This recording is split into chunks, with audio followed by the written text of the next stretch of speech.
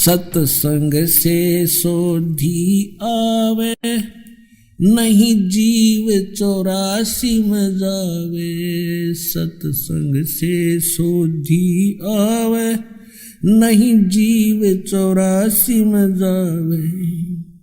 अब मेटो द्वेष और राग, हो राग या उम्र बतेरी जाली। अब मेटो द्वेष और राग, हो राग या उम्र बतेरी जाली। तो ऐसी द्रौपदी ने एक कपड़ा दिया था और परमात्मा ने आशीर्वाद दे दिया था, बेटी आज तने मेरा पर्दा बचाया है, मेरी इज्जत रखी है। क्योंकि वो साधु था, जल में खड़ा था, नहा रहा था, अंधा था और कपड़ा कोई था नहीं तन पर, ओनली एक लंगोट रखता था पर्दे पर, एक लंगोट, कोई कपड़ा नहीं था। गर्मी के मौसम थे, गंगा में नाव था। स्नान करते समय उसकी वो लंगोटी भी हाथ से टूट गई, वो छूट गई। वो नी वस्त्र नंगा खड़ा था दरिया में और उससे थोड़ी सी दूरी पर जिधर से जल आ रहा था, ऊपर की साइड में एक जनाना घाट बना हुआ था बहनों के नहाने का। और राजा द्रुपद ने वो जनाना घाट दरिया पर, गंगा पर बनवा रखा था। अपनी नगरी से थोड़ी सी दूरी पर वह बह रही थी गंगा। वहाँ पर द्रौपदी, उस राजा द्रुपद की लड़की, रोज स्नान करने जाती थी अपनी सैकड़ों सहेलियों के साथ। जब, और वो पुण्यात्मा थी, जब उसने देखा साधु संत महात्मा स्नान कर रहा है तो उसने सोचा कि महात्मा से बात करेंगे सुबह सुबह, बड़े सौभाग्य हमारा, संत के दर्शन हुए।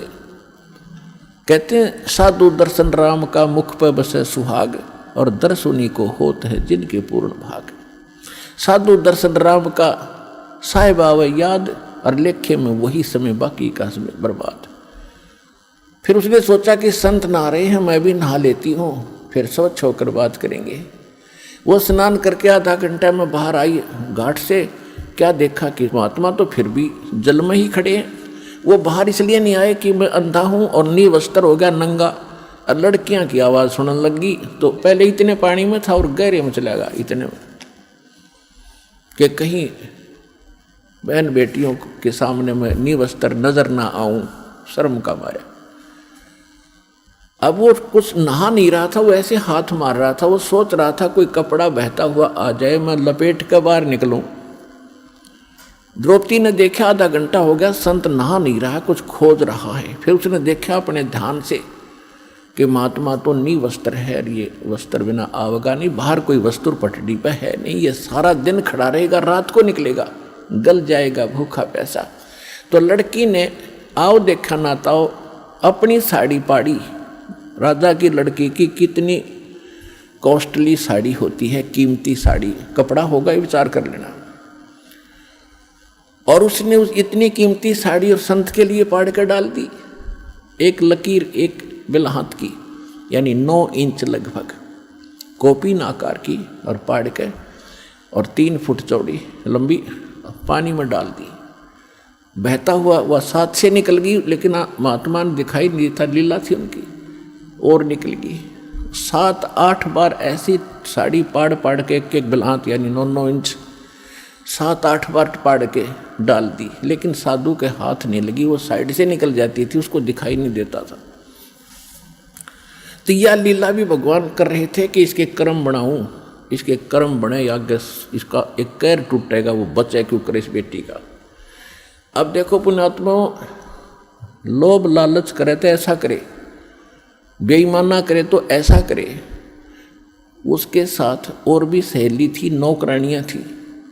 उन नौकरानियों को भी कह सकती थी कि एक साड़ी का टुकड़ा डाल दो महात्मा के लिए, तो एक साड़ी क्या 2 साड़ी डाल। उसने पता था, नौकरानी को मालूम है आज अपनी राजा की लड़की के कहने से हम थोड़ा सा टुकड़ा साड़ी का देंगे, 2 साड़ी देगी, जाते ही 2-3 धोती देगी, बढ़िया, तो वो डाल सकती थी। लेकिन उसने उनको नहीं दिया, क्योंकि उसको मालूम था कि मैं पुण्य करूंगी अपने हाथ से, मुझे मिलेगा, ये करेंगे तो इनको मिलेगा। इतना अध्यात्म ज्ञान उन बच्चों को उसमें दिया जाता था। मैं रोटी खाऊंगी मेरा पेट भरेगा, ये खाएगी इसका भरेगा। तो उसने ये बेईमाना लालच करा, तो लोभ करे तो ऐसे करे, दान धर्म करने का स्वयं करे, अपने डट के करे और सेवा करने का। तो इसी प्रकार जब उसने 7-8 को पीन के ऐसे डाल दी, नहीं हाथ लगी, फिर उन्हें सोचा निकट न्यों नहीं जावे थी कि कहीं महात्मा को आभास ना हो जाए कि लड़की है ये जो कपड़ा डाल रही निकट आएगी, तो कहीं ये आगे को ना सरक जा दरिया की तरफ और बह जावे, मर जावे, यो तेज धार में बह के। बोल इसलिए नहीं रही थी, इसलिए उसने एक लंबी लकड़ी उठाई जंगल से, उसके फिर एक और टुकड़ा पाड़ा, फाड़ के उसके लपेटा और धीरे धीरे साधु संत के हाथ के निकट कर दिया, जहाँ वो ऐसे हाथ मार रहा था।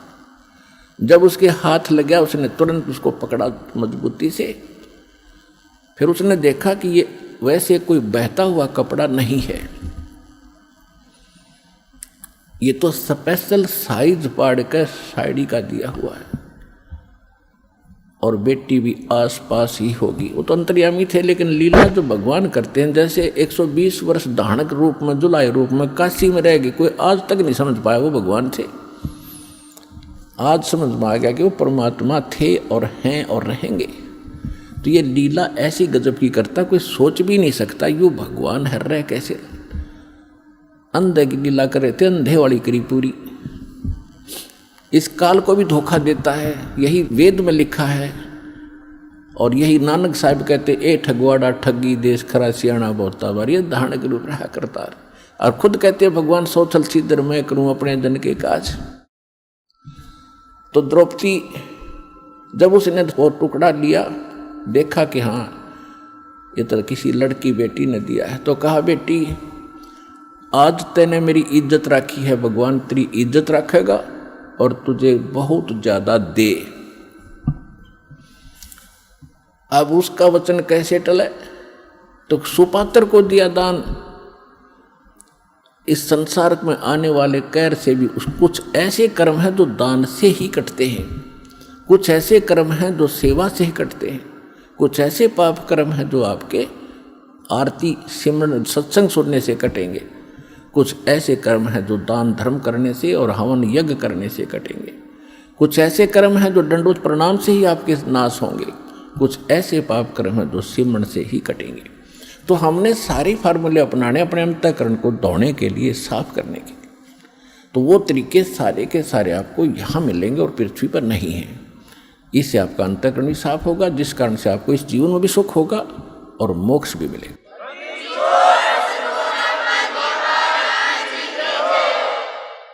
अब द्रौपदी का विवाह हो गया अर्जुन से, और पांडव हार गए जुए में, और द्रौपदी को नंगा करने का प्रकरण आपने खूब सुना। दुशासन को आदेश दे दिया दुर्योधन ने कि इसको नंगा कर दे बड़ी सभा में, और इसका चीर उतार दे, हम अंधे हैं। द्रौपदी ने एक कुवचन कहा था, जिसमें राजा युधिष्ठिर ने एक शीश महल बनाया था शीशे का, और दुर्योधन को न्योता दिया था भोजन के लिए। ये गया तो इसकी टक्कर लगी शीशे में, दिखा कौन, यू गिर गया।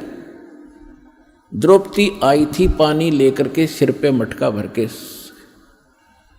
और हंसती हुई कहने लगी कि अंधों की संतान अंधी ही होती है। उसने एज ए भाभी अपने देवर को एक मजाक कर दिया, और कहते हैं दुर्योधन दुष्ट आत्मा था, उसका इतना दुख मान गया कि इसको सबक सिखाऊंगा कि इसने कैसे कह दिया मेरे साथ ऐसा मजाक, अभद्र मजाक किया है। अपने आत्माओं परमात्मा कहते हैं साधु सोना और सजन, संत भगत सोना और सजन पुरुष टूट जोड़े 100 बार, और दुर्जन और पाका कलश एक के धक दरार। जैसे मटका होता है पका हुआ, उसको थोड़ा सा झटका लग गया, उसमें दरार आ जाएगी, क्रैक हो गया, वो दोबारा नहीं मिल सकता, 100 प्रयत्न कर लो, अलग ही पहचान रहेगी। इसी प्रकार दुष्ट व्यक्ति एक बार थोड़ा सा भी कोई बात होगी, वो कभी वैसा नहीं हो सकता, वो अपना कुबद मन में जरूर रखेगा, बकवाद करे बिना रह नहीं, उसमें इतना दोष होता है।